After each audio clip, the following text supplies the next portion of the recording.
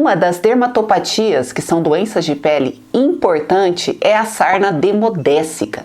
A sarna demodécica é causada pelo Demodex canis e ele tem como hospedeiro o cachorro. Outras espécies podem ter Demodex, só que é espécie específico restrito.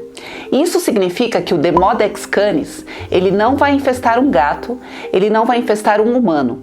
Por consequência, ele não é uma zoonose. Cada espécie animal tem o seu. Então, o Demodex canis é somente para cães. O Demodex canis tem um aspecto filiforme, com 8 pares de patas, e a região da boca é na região anterior.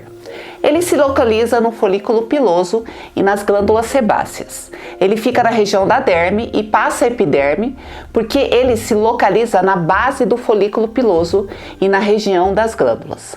Por isso que é muito comum um animal também apresentar seborreia. A sarna demodécica, que é conhecida por sarna negra, demodiciose ou demodicose, vem junto com a seborreia úmida, também conhecida como seborreia oleosa. E isso é porque o Demodex se localiza dentro da glândula sebácea. Dentro da glândula sebácea, ele fica hiperestimulando ela, ele estimula a glândula sebácea. Então, normalmente associada à demodécica, tem-se também uma seborreia oleosa. Aquela seborreia que ao passar a mão na pele do animal, a mão da gente vai ficando gordurosa. Sobre o ciclo de vida do Demodex, o macho e a fêmea se encontram no folículo piloso, se acasalam e se reproduzem e se multiplicam. Os gatos podem ter a sarna demodécica, porém é outro Demodex, chamado Demodex cat, que tem como hospedeiro especificamente o gato e normalmente associado com episódios de imunossupressão. Então as lesões são parecidas com as lesões do cão, normalmente na face dos membros torácicos, e fazendo então um raspado de pele, vai se encontrar o Demodex cat. A mãe que tem demodicose, ela tem o ácaro no seu folículo piloso.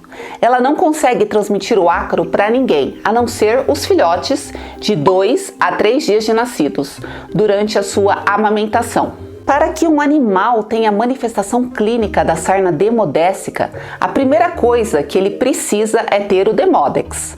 Então a mãe com o Demodex tem que passar para os seus filhotes através da transmissão vertical, que é a transmissão de mãe para filho, através da amamentação para ninhada. E consequentemente essa ninhada ela vai ser infestada. Além de ter o Demodex canis, o animal tem que ter uma deficiência hereditária de linfócito T, que é uma célula de defesa, que impede que tenha uma resposta contra o parasito. Então, para que o animal tenha as manifestações clínicas da demodécica, não basta apenas ele ter o Demodex, ele também tem que ter a deficiência do linfócito T. A deficiência do linfócito T, ela é hereditária. Isso significa que pais que tenham demodicose também tenham essa deficiência do linfócito T, vão passar para os seus filhos. O animal que tem democidose pode ser assintomático. Até 50% dos infestados por Demodex canis não apresentam sintomas. E isso acontece porque eles têm o Demodex canis, mas eles não têm a deficiência hereditária do linfócito T. Então, ela não é uma doença genética. Hoje eu vou explicar tudo sobre sarna demodécica, a sarna negra. A transmissão eu acabei de falar, então eu vou falar também sobre os sinais clínicos, o diagnóstico, profilaxia e tratamento.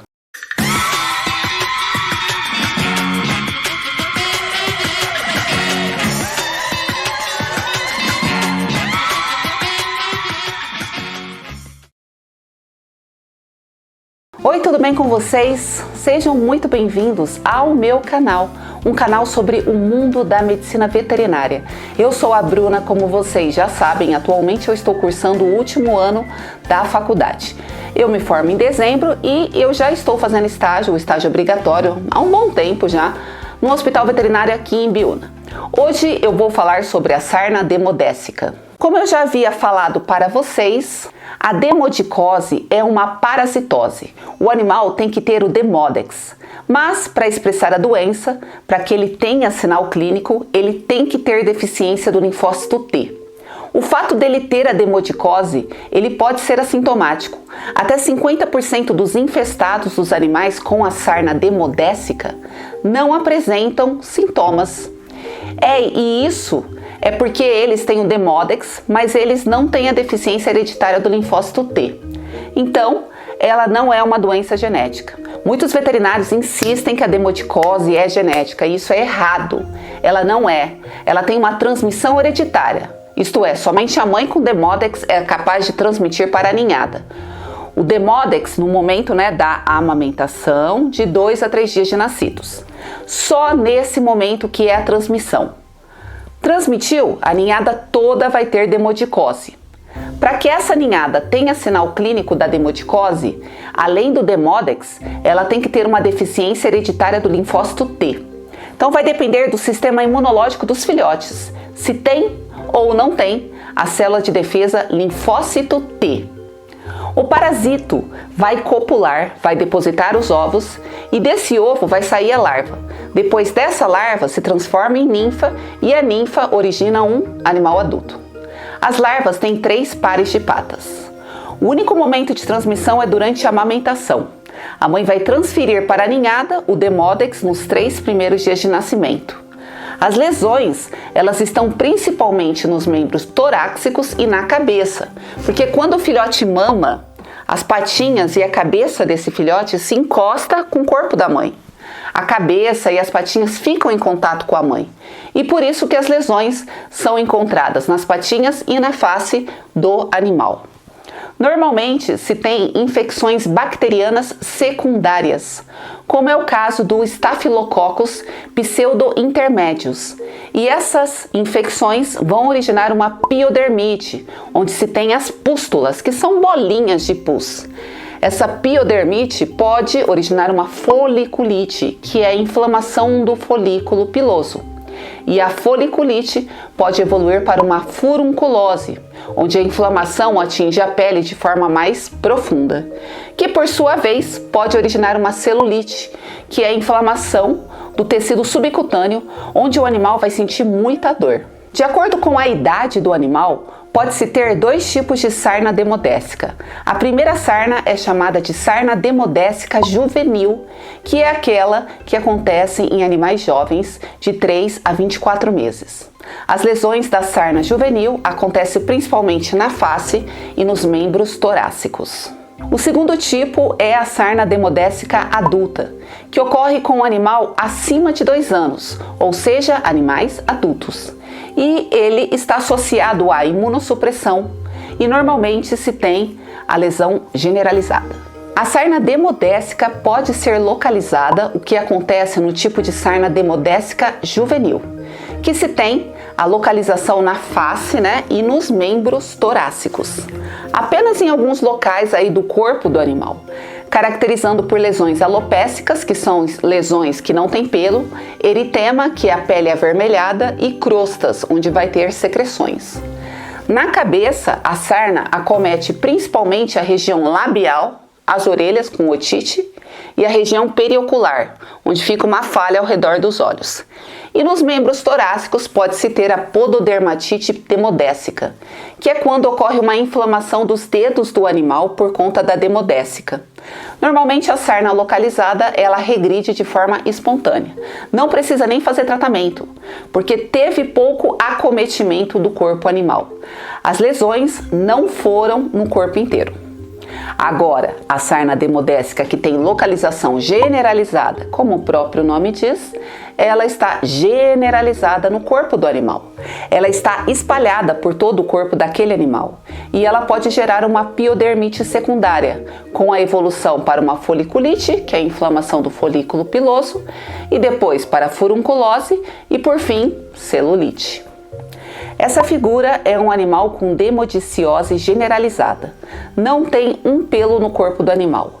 Ele tem a presença de descamação, a presença de crosta, alopecia total, sem nenhum pelo, como se pode ver, e provavelmente ele também deve estar com uma piodermite, que é a região de pústulas, principalmente vai estar aí na região abdominal.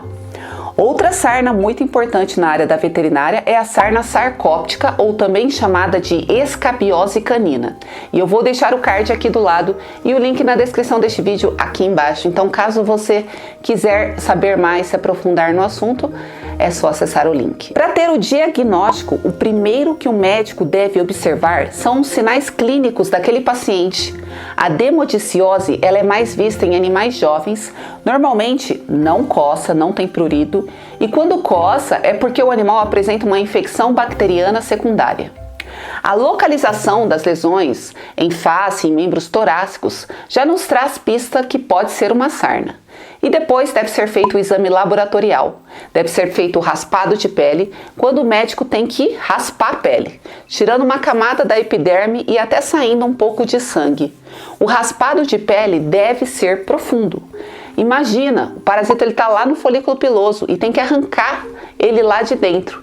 E por isso o raspado dele deve ser profundo, capaz de recolher o Demodex dentro do folículo piloso, de dentro da glândula sebácea, lá no fundo. Uma outra técnica diagnóstica que pode ser utilizada é a técnica imprint, onde pega uma fita de acetato, por exemplo, um durex, coloca na lesão, aperta bastante essa fita nas lesões e puxa com tudo. Com a fita, dá para tirar o Demodex dentro do folículo piloso. Tal como a depilação, arranca o Demodex de lá. O durex tem que ser transparente para ser visualizado no microscópio.